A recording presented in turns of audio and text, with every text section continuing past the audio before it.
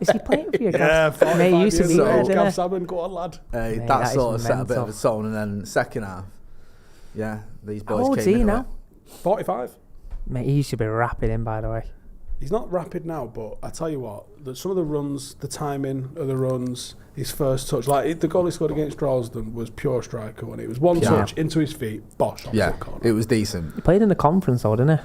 Yeah. For Droylsden, yeah. Remember that, yeah. So what level was that the level they got to? Conference was the highest, yeah. Mate, It's a big club, mate. Because I had Andy Tate club, giving me mate. a bit of a history lesson when I was sat next to him, which was good. I enjoyed that. It might have been accurate as well. Yeah, because he's a bit of a fan. He loves it, doesn't he? Yeah. It might not have been, but No, I mean, I didn't know, so he could have told me all sorts. But he told me about the cup run they went on, or the cup game where they fielded an eligible player. So they won, and then... Was that again? Was ya? 2003. I was there. Remember that one when he was getting beat? Yeah. He was getting beat and Pacey switched the lights listen, off. that's an alleged. Sometimes floodlights go out. Nah, I'm I joking. love non-league football. No, that's what he said. That's what he said. Listen, sometimes floodlights go out happened. on consecutive weeks when you're losing. He was annoyed because he got called off at their place because of fog. Yeah. So I think he... Yeah. Dave, Dave, if you're watching, mate, we love you. I don't think that was like anything untoward. Fog. I don't think anyone set that one up, but nah, you know what I mean? Retaliation. The power cut. I'm not annoyed. They've got the dubious record of having the lowest attendance in the National League. Really? 252. Yeah, but to be fair... 252. The average attendance in the conference... Yeah, because compared to what's in the conference, fuck me, it's a small club. And also, as well, all the teams were full-time in the league when the they was in it. They was achievement of taking part-time. Droylsden to the conference, class. is and not only that, Droylsden play football. You know, he was there at the time. They play football. Class. Like taking Droylsden to the conference is literally like taking Wrexham to the Champions League. Really? Yeah. Pacey had us playing. To be fair, he won't have the keepers. He won't have the keepers play long. Yeah. So as you dropped in, he had the fullback stand. He would push the two centre halves up on fullbacks would stand there. He was like giving the ball. I don't want you launching the ball. Really? I swear down. He don't like the keeper launching it. And that must be a rarity at that level, I'm guessing. Yeah. Not as much now, but I reckon it was then. When was this? What era was what year? 2003, 4. I think they got in the conference 2007, 8, 9, something like that, around that time.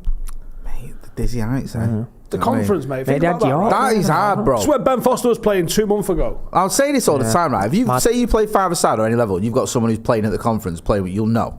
You'll know. You'll be like, he's mint. There's not much between a conference player and a championship player, I don't believe. At the top end of the championship, you've got consistency. That's all it is. Yeah. But you can tell when someone's like semi-pro, you can tell they've got something about them. Definitely. Do you know what I mean? Conference is a fucking level. Like there's players in the conference now that are, under 21 England internationals, under 18 England internationals. Like Isaac Buckley Ricketts, who played for us, England under 20 international, played Northern Prem, I think, at the moment. Yeah. They have a lot of like football league lads dropping down as well. Like they had the lad from Barnsley just signed for Oldham. Like he was a championship player last year, and now he's gone to Oldham. But Oldham were League Two now. Not for him. The national league. They went up, didn't they? No, they went down. In the summer? Nah, went down. That's the second Premier League. year. They're only Premier League club to drop out of the league. Yeah. Which is amazing, that, isn't it? Really. Just mismanagement. You get some bigger talent. I think Wrexham averaged a good 9,000 last. Do you think there's a direct correlation between Ronaldo Brown playing for Oldham and their demise? I think there's a direct correlation between Paul Scholes managing them and demise, probably. Yeah, he lasted about 2 weeks, didn't he? Sad Ronaldo, though. That was it. That's what I did for him. Sad Ronaldo. I've got Ronaldo. Got in the ball. Really? Got in the I pulled ball a few strings and I've got us Ronaldo. Whoa, that's amazing. The club's saved. Brown. What? What's more Wow. though? That's mad, mate. That's mad. That is class. That I love. No that. disrespect I love to Ronaldo, that is a truth. That happened. Like one of the greatest players Google ever. It. Oldham signed Ronaldo as well because they do link it to R9. Because of course they fucking do. Yeah, because of the name. There's a picture. Google it now. There's a picture of Ronnie, his mum, and his brother being signed. It's not Scholes that's signed. Oldham signed That's class. Ronaldo. Yes, really. It says Oldham Athletic signed Ronaldo. Yes, really. Oldham Athletic. Right, this is. Class. Why have you never told me this before? I'm annoyed with you. This is amazing. How have we never seen this before? This is in the mirror, by the way. God, right. I'm going to send this to producer Alexa because I need to send this to the screen. Is there a photo on there? No. Is there? Right. There is one with a photo. It might be in the. Maybe it's in the. MEN or right. Let me read. Oh yeah. It's here. Yeah. Oh, look how young he looks. Bless him. I say he's got his little suit, yeah. Oh, bless him. Adorable. Right, so I'm going to read this out. This is, if anyone doesn't know, Ronaldo Brown, you should know. If you watch me or Steve, you know who Ronaldo Brown is. If you don't, then learn. Oldham Athletic have signed, let's start from the beginning. The title, the headline is, Oldham Athletic signed Ronaldo. Yes, really. Right. So this is 2015, and it says, and this is what I love, Oldham Athletic have signed Ronaldo and now have links to both Rivaldo and David Trezeguet. Steve, I'll let you explain that one.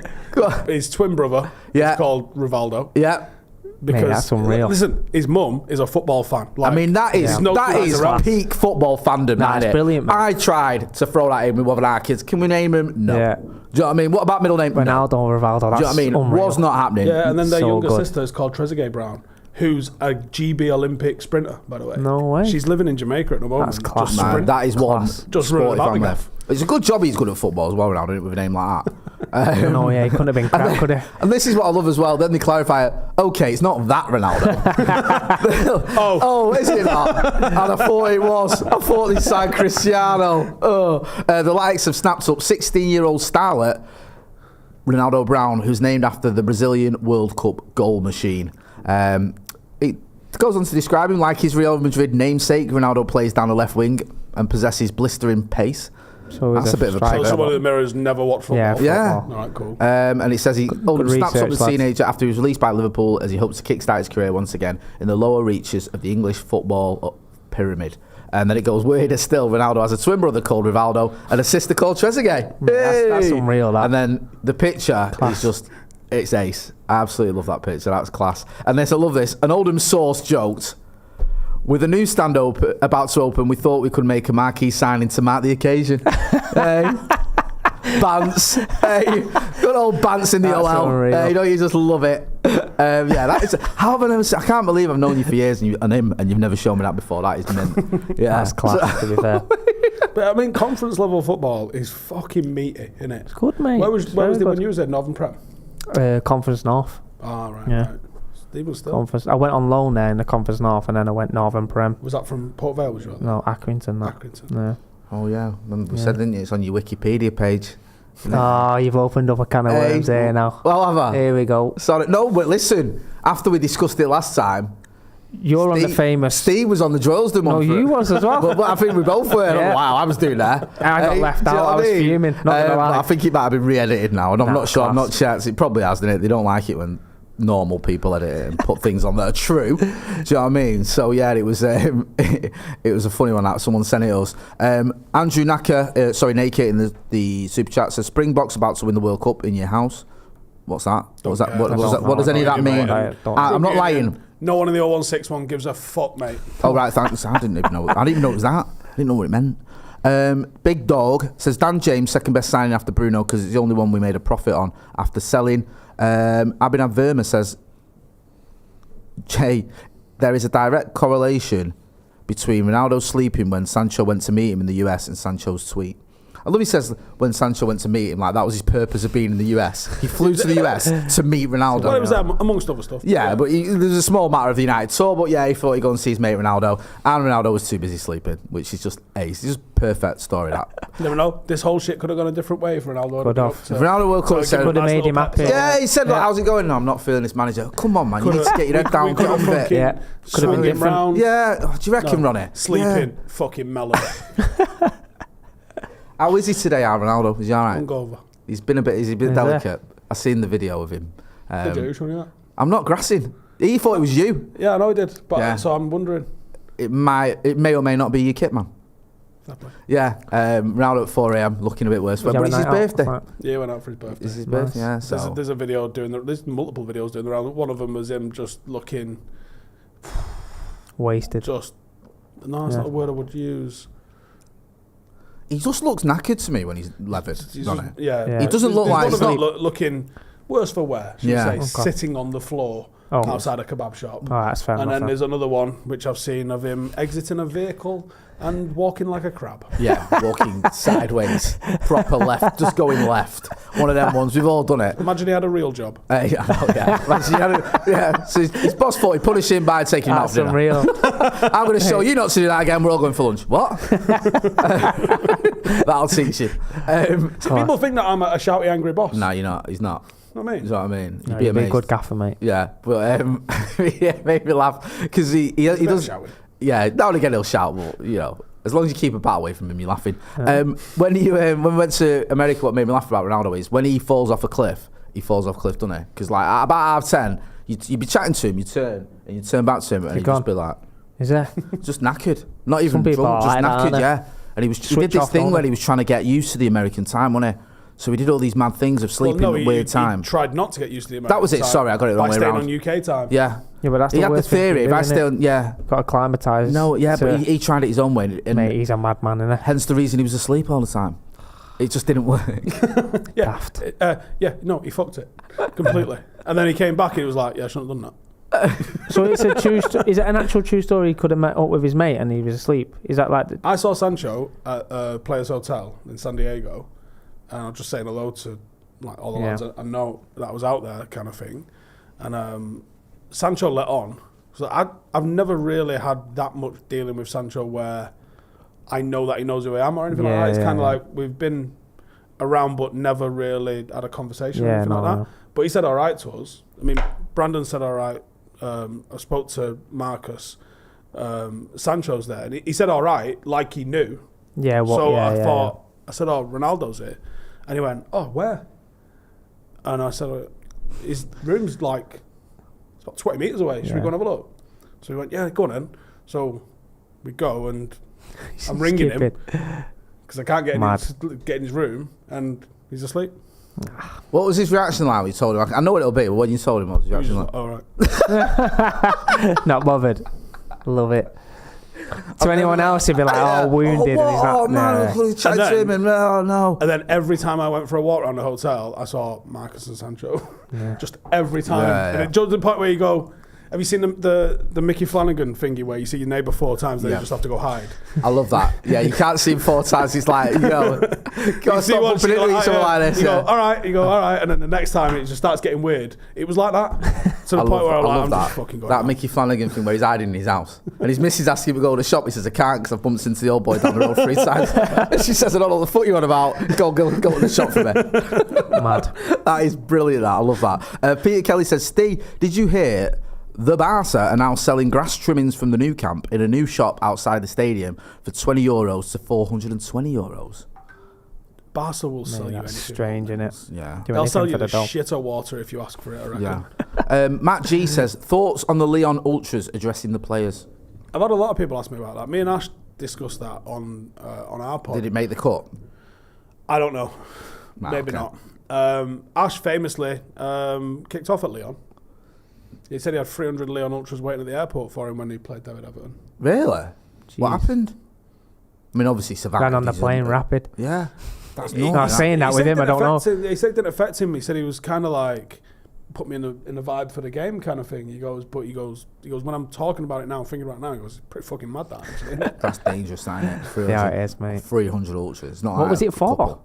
What was the reasoning? He kicked off again with him at Everton. I think he only got a booking, didn't he? Alright, okay. Like, but like, it's mad. He's fucking aggro, you know. Didn't him and Lukaku have a row at Old Trafford? Do you remember when Lukaku took that penalty or missed that penalty at Old Trafford? And he'd left. Yeah, do you remember? No. I'm sure. Right. He was a beast as a player, though, wasn't he? Dal DK. Fucking vegan now, though. Remember? Is he trim right down? Is he? I mean, yeah, it looks $1 million. He's still a unit, isn't he? But like, he had a big old fucking meatball head, didn't he, when he was playing? Meatball head. Well, he did. Look at him now. Like, he looks in great nick, but yeah. That's a vegan, can you? I'll have a look. Yeah, they had a row at Old Trafford. You can see it happening there. Right, yeah. So we won't name what paper it is, but Toffees must stick together. Must stick together is the headline. Romelu Lukaku slammed for disrespectfully shushing Everton teammate Ashley Williams during draw. My fucking phone's upstairs. I could have texted him as well. Yeah. What the fuck happened? Yeah. Because I remember it. I was at that game. Yeah. Romelu Lukaku's coming back. It was at Old Trafford, and something happened on the pitch. Yeah.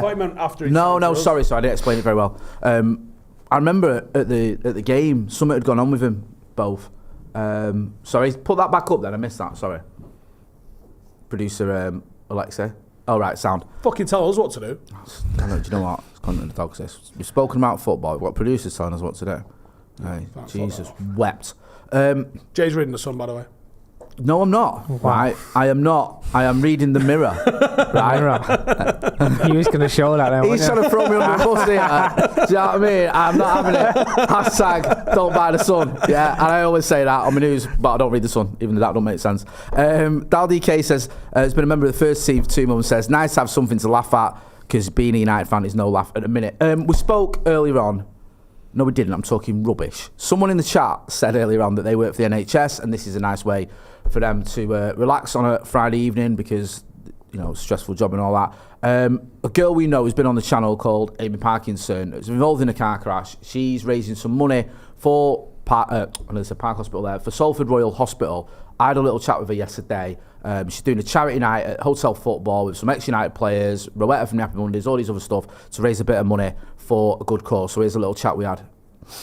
This is Amy Parkinson. Amy, hi. Who is a full-time Devils, if I get it right, alumni. The reason we're chatting to you because you're putting on a great event coming up in about 2 weeks in it on the 15th of September. Yeah, it's about a week actually. Yeah, Time 8 flies. days away, yeah. Yeah, because just tell us a little bit about what this event is for, and why you've decided to put this event on, because this is obviously a United-based event, featuring a load of legends. Just tell us a little bit about it. Yeah, so basically, last April, I had a really bad car accident in Ashton, and I nearly died, and I got taken to Salford Royal, had 3 major operations, woke up with 10 injuries from brain, had a big, I don't know if you've ever seen one of those cages, scary cages, external frames. Yeah. Had that on for 10 months, broke my pelvis, all sorts of crazy stuff.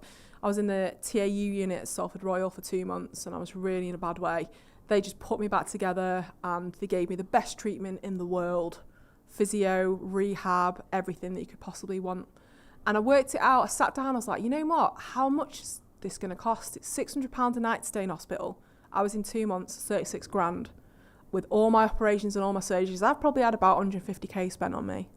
So if I was in any other country but England, they'd be like, there you go, Miss Parkinson, there's your bill for 100 grand. What about to sell my house? I was like, you know what? We are so lucky to have the NHS. Agreed. More than anything. So I thought, I've got to put this on. I work for the Man United Foundation. I've got some contacts there. And I was like, you know what? I'm going to put an event on and all the money's going to go to the hospital.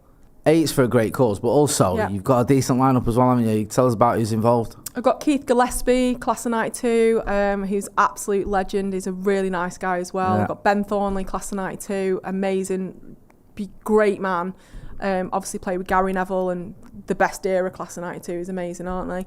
And then Sammy McElroy, the last Busby babe, as Sir Alex Ferguson called him, played with George Best, legend in his own right, an absolute gentleman, one of the old school favourites. So I've got 3 legends on, and we've got someone playing acoustic guitar, Ian Etto. He's going to be playing United songs, very talented musician. And then we've got Rowetta playing, Manchester girl, amazing at what she does. She's going to be playing. And then Dave Sweetmore, a DJ, Manchester DJ, all these people, Manchester Entertainment. Yeah. It's amazing. No, it is. It's a great lineup. And also, you've got, is it an auction or is it prizes that you've got given away? So we've got a raffle and an auction. Right, okay. Got a raffle and auction. The big prize is what, honestly, I want this so much, is a first team United shirt signed by all the players and the manager season just gone. It's got Ronaldo's signature on it, and as we know... Hey... Honestly, I love Ronaldo. He's my favourite player of all time. He's the GOAT for me. Obviously Messi as well, but Ronaldo. And, Ronaldo won't sign anything else now because when he changed clubs, he took his rights with him. Right. So he will never sign a United shirt ever again. Okay. So get involved. It's on the 15th of September. There's a link in the description. If you can get down to Hotel Football, go down there. It's for a great cause, obviously raising money for a very important cause, and also you get to have a fantastic night. So make sure you are checking out that link in the description. Amy, thanks for coming on the channel. We'll have to get you on again as well. Honestly, thanks for having me on the show. I love being on it, and honestly, if there's an argument to be had about United, I will be there for you. And thank you for having me on the show. It means a lot. I love your channel, so thank you. I'm really grateful, Jay. Thanks, and I'm glad you came on here and was able to share your experience, and I'm glad you're doing so well as well. Thank you. So there you have it. Go and check out the link in the description for that event at Hotel Football. Should be a great night, and obviously for a great cause as well. A couple of chats to get into before we move on. Clayton M says, can you lads remember another time we've had so many controversies back to back like this? Our house is a mess, but hope you are all well. I don't fucking think so. It's a shit show at the moment. Yeah, it's a international break. Can't even talk about football. I know. It is bad, isn't it? It's bad at the minute, yeah. It's like when there's so much bad news, you just get immune to it. Do you know what I mean? Like, what else could come out this week? And like Joe said this morning, we were talking about the news this morning, and Joe said, like, we were talking about stories, and he went, oh no, it was producer Alexi said, you know, Anthony as well, you know, the allegations, said, no, we covered that yesterday. He went, no, there's more. Of course there is. There's something else. There's always something else. Other, mate, anyway, I'm about injury. No, we've done all that. No, there's another one. Yeah. What? How? Mad. Why? Do you know what I mean? Mary Hope's going Arsenal. Nice one. Great. Mint. Do you know what I mean? Like, fresh from being the best goalkeeper in the world, she's now off to Arsenal. Of course she is, because there's no money in the United women's team. To be fair, I mean, I thought it was a bold move with Arteta having fucking 2 goalkeepers. Second three is an interesting one. Well, he needs a decent one, doesn't he? He does need a decent one. So now he's got sense. one. Makes I like sense that. Mary Hope's in. Hey. Going on with the thing with Ash there, what the point was I going to make? Like it's weird being mates with him, because we're doing a live thing for Vibe with 5, and I was talking about how you can't fucking ignore. You got to ignore pre-season. Like, I've seen United pop people in pre-season, and you know, we played some serious one-touch football. Battered Madrid, battered Barcelona under Louis. I said, then the opening fucking day of the season, we lose to Swansea, and then a fucking voice at the back of the room went, "Oh yeah, you did." You forgot. I saw that. Yeah, I forgot. When you said it, I forgot as well. That's no way. Hey, seriously. Yeah, you fucking played it, didn't you? He's like, yeah. Was buzzing. Fucking hell, man. Lee New says, what's the best Phoenix Nights episode? The fucking family fun day. $1,000,000%. Do you reckon? Jerry the Berry. Yeah. The fucking Sammy the Snake. Yeah. The horse shagging the thing, yeah? Like, what are you shagging and what do you mean? About that. What? I've never watched it, mate. You've never watched Phoenix Nights? Eh? Never. So you, really? No, really? I'm getting the word. I don't know what you're going on about. No, I'm not going to say it. Nah, that is shameful. Don't watch a lot of Hopper, TV, mate. I've always thought you were alright. Thought you said he was alright. Sorry, mate. Sorry, you lads. said, let's have Hopper on the Brew. Up the RH and all that. Right. We've had him on about 10 times. He's probably the most regular guest. Man who says up the RH all the time like that, not consumed everything. I apologise, mate. Apologies. How don't you? Do you know what I mean? It's right up your fucking street. Ah, bastard. Yeah. What is up with that? Sorry, lads. I'll watch it and I'll get back to you. It's 20 years old, Upper. Yes. It's not like it came out last month and you just not got round to it. I'm 29, mate. Believe it or not, I am 29. 29, you don't look a day over 15. Cheers, bud. My hat's off. I hate this, right, but we're going to do it because we've been briefed. We've been briefed from above. Yep. Right, Upper said, I'll come on the show, but he had a list of demands, didn't he? I never have demands. He had a rider. Yeah, he had a rider. He said, first of all, I want a pint of milk and a load of cookies.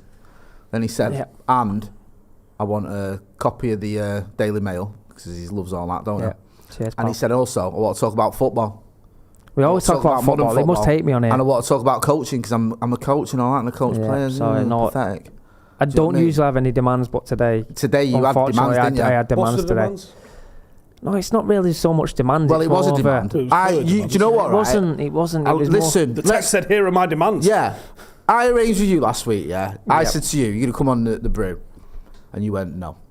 I went, come on, don't be on that. And you went, right, I'll do it, but here are my list of demands. I thought you was an honest man. Yeah, said that's a lie. I've got them text messages that may or may not and I'll show them right now. He was just sitting here reading The Sun. Right, I wasn't. It was the Daily Star. I mean, the Mirror.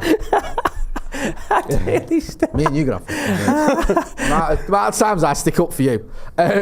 Right, so wow. So you had all these demands you wanted to talk about modern football because you've been doing a bit of coaching, haven't you? So I wanted to ask you actually, because it's quite apt for once, because it's Bruno's birthday. Happy birthday, Bruno Fernandes. I was about to say. What, is he here? Bruno. I'm not Bruno Fernandes. You can come in. Yeah, I don't know what's going on with you. Bruno, come on. Happy birthday, if you Bruno. Right, okay, yeah. Nah, he's playing for Portugal, I think. Right. He's not here. Sorry. He might be watching on his phone in training at Portugal, at the Portuguese camp. But he's a contender. Well, he's not a contender. For me, he is. Yeah, he's in Portuguese camp going, I told you I knew him. Yeah, see what I mean? Little shout out there. He's just gone up the RH. He's just gone up the RH. Comments, genuinely. Yeah. There probably is a Bruno Fernandes in the comments because there's that. There always is in there. There always is, yeah. Sometimes as well with the younger players, it's them. Like, do you know? Happened. Yeah, when it's been like one or two of the younger players, and you're like, and then you realise like, oh, actually is. Yeah, especially when it's on like obviously. Oh, by the way, Demi Mitchell is a fucking great follow on Twitter at the moment. He's definitely getting his password changed without his knowledge. Right, who? He's being fucking brilliant on Twitter. He's not saying anything hot. He's just being real. But that's far too real for a footballer, isn't it? Yeah. And he even addressed that with someone the other day. He was like, would you rather me just fucking give a media trained answer, or do you want my opinions? He was like, I think he's good, I think he's shit. Like, he's being great on Twitter. So go follow Demi Mitchell at the moment. Obviously didn't work out from at United. His bio says opinionated footballer. Love that. Yeah, it's safe to say he's living up to that moniker. I'm not going to lie. He is. Just having a little look there. Yeah, go and check him out. It's. I think he's at Exeter at the minute. Oh, is there? Yeah, that's an Exeter top line, the red and white, the PSV style one. PSV. Yeah, it reminds me. I went to watch Exeter versus Blackpool once because my mate was. When I was a kid, right. This sounds really weird, but I was only 12. I went on holiday and I became mates with this Blackpool fan on holiday, and I went and stayed with him one weekend, like a month later when we got back from wherever, Corfu, whatever. And he took me to a Blackpool game, and it was Blackpool versus Exeter. And I remember, like, you talk about the lights going off. It was Trevor Sinclair. I was talking about the lights going off. Right. He was talking about lights going off. Trevor Sinclair was playing for Blackpool. Exeter wore red and white, and I had a PSV top on, so I had to cover it up because everyone thought I was an Exeter fan, which is just perfect, innit? And then Blackpool were winning 2-0, and it was dark, but they didn't put the floodlights on because they were winning. So they just leave them off. Well, the ref will cancel the game. 70 minutes. He just carried on because it was started off daylight. Then as it got dark, you're like, wait, what's going on here, lads? And they're like, we're winning. We'll save a bit of money. And they just let the game play on in like semi-darkness. So it was mint. Anyway, you had demands because you wanted to talk about coaching, didn't you? Because you've decided to reignite your social media presence, haven't you? I've noticed you've been doing a bit more videos. Yeah, that's it. Like I've always posted like training videos of like the lads training and stuff like that. But I've decided over the next few months just to give it a go and try and let people in to my world and just to give them a little bit of an insight. So yeah, that it wasn't demands, but it was. I'm obviously only messing, but. The reason I say it's quite apt because it's Bruno Fernandes' birthday. But you've coached with Bruno, haven't you? Yep. Now, for me, Bruno Fernandes is easily the best signing we've made post-Fergie. I know it's a pretty low bar, if we're being honest. We've had quite a lot of players that just haven't got anywhere near the levels you'd want from a Manchester United player, and certainly not the levels their price tag should dictate. But he has. But you've coached him. What's he like when you're coaching him? Do you think that a big part of what he's doing and why he's been a success at United in terms of his own performances, not necessarily the team's, is because of the extra work he's doing?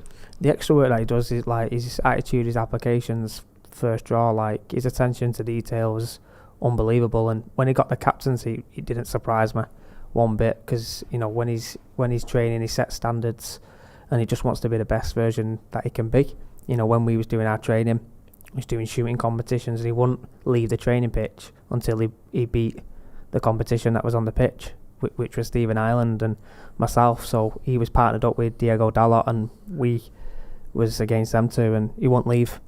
It was that the attention to detail were there, the work rate and the application was first class.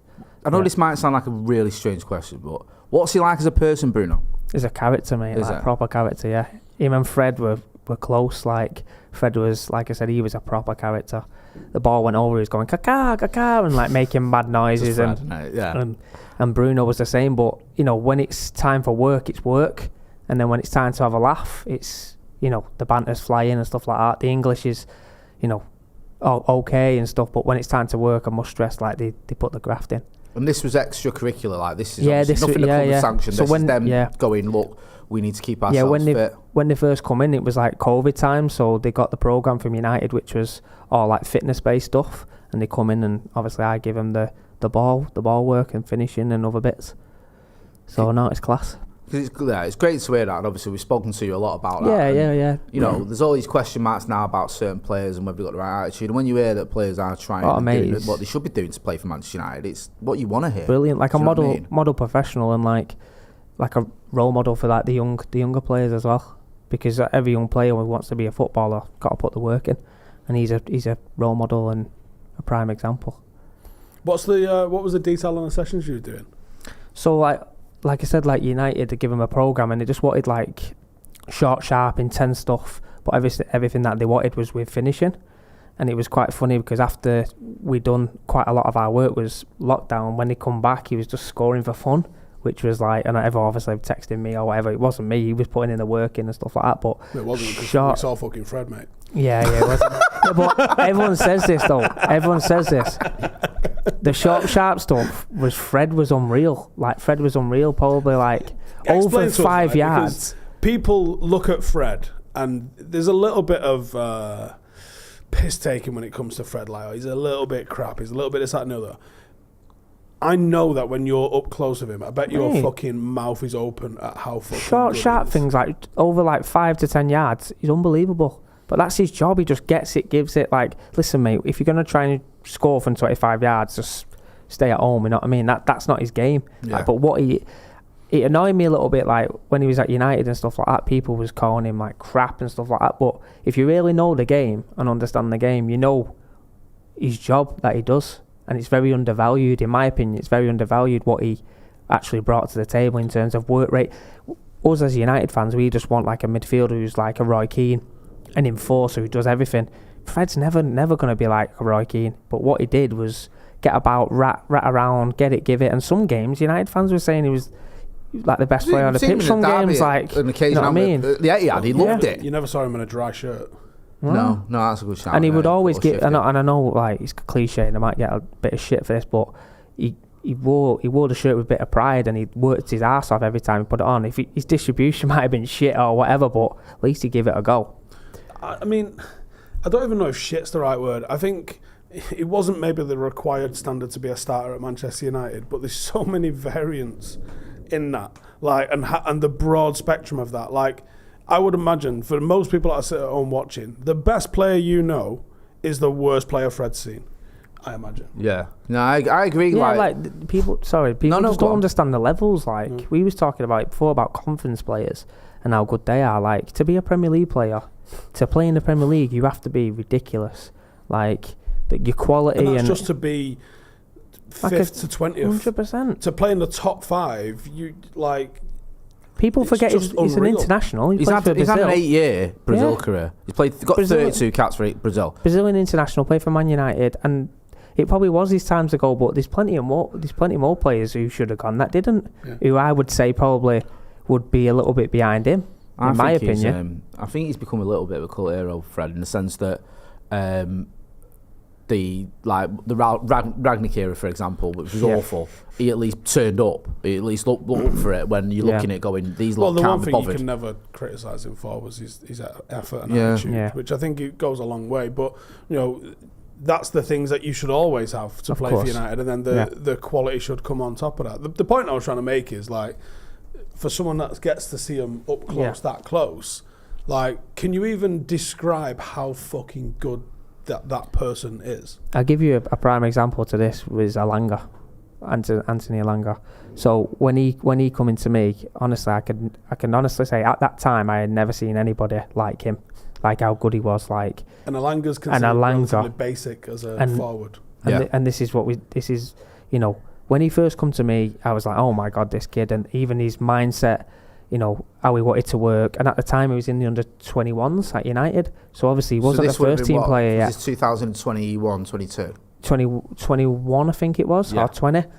You know, when he first come into me, he was a 21s player, so he never got into the first team yet. And the way he wanted to work on his right side finishing, left side finishing, and his attention to detail, you just knew that he was going to break in and he was going to be a star. And he was the best thing that I seen at that time. Then obviously fast forward when he got into the team, he was doing well, and then he just seemed to have a dry spot, and everyone was going, oh, he's not good enough for Man United or whatever.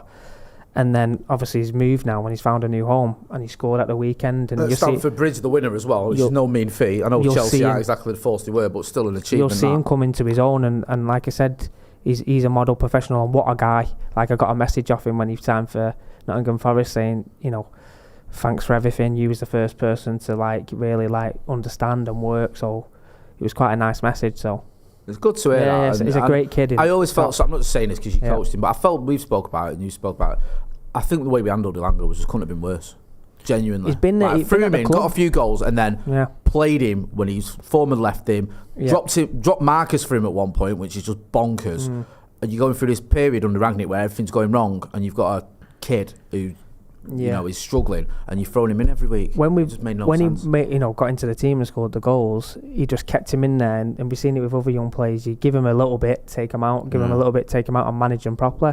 Rangnick didn't. At one point, he was playing like right back or left back on one of the games. Like, it couldn't have been worse. I genuinely don't think you can handle a younger player worse than the way we did. That's not to the point where he was getting stick off his own fans who were like, why is he playing? He went from getting his name sung with the rhythm as an answer chant to people sort of going, oh, he's having a bad spell, to people like almost, not quite, but almost booing when he came on, because it's like, what is he doing here again? And you think that's just mismanagement. But honestly, I must stress, when he first come, when he was in that 20, honestly, he was unreal. I've never seen anyone as quick as him in my life. Like, we did a lot of work. Obviously, at the time, he played out wide. So, a lot of, 1v1s, like finishing inside with a left leg. He had a keeper in and felt sorry for the keeper. Both sides. We kept changing. It was like, nah, it wasn't Keane. It was a lad called Josh Schofield. He's a very good goalkeeper. And some of the stuff, he was just like, like when people whip it and he just like do that stare and like look, and he just rattles the bins. And everyone was just like, this kid's a joke. And no one knew him then, really, apart from obviously you guys would have. I've been following the academy and stuff. No one heard of him, and we thought like he's going to be. There's loads of. He's going to be some player, as well, aren't there? Because Laird, Mengi, all of them guys. Mengi, Laird. Yeah, is this loads? Was this all? Is this all through COVID then, or is this? Do you have it when the season's? So what in the off season? In the off season, to be fair, I've not seen them lads in a while. Right. But in my busiest times in the off season. Yeah. Or probably pre. So where to get them fit, get them sharp, and get them ready. And do you have like top level and players coming in there at big clubs who come and get a bit of extra fitness or extra coaching, extra stuff, and like it's that. all off their own back. And like you said before, like the clubs won't provide anything apart from a training program. It annoys me. Go on. I don't know the way to say this correctly, but it annoys me that you even have a fucking job. No, like you should not work for yourself. No, I get where he's going with this. I know what he knows. You should work for United. Yeah. Like you should be like you should do fucking 5 hours a day at United. Yeah. Like you should be in the training ground for 1. So when they've done all their tactical stuff and the strength and conditioning, there's a buffet. Who wants to go work with Oppa? But there shouldn't just be you. There should be 6 of them. Yeah. Especially at United, when you've got 21s, 18s, 16s, apprentices, first team, injured. Like you've got you must be 100 lads that they're working with. You could easily have 6 coaches doing one-to-one stuff that'd cover. No, you can take a group of 5. Jake can take a group of 5. You might be working, penetration of box and one-touch finishing. You might be maybe doing defensive work or whatever. Like when we had Rennie in, Rennie was talking about some of the stuff that he used to do with Rio. Even that people always think about on the ball type stuff, but there's still technical things that people can improve on. Like most team training is shape, patterns, tactics.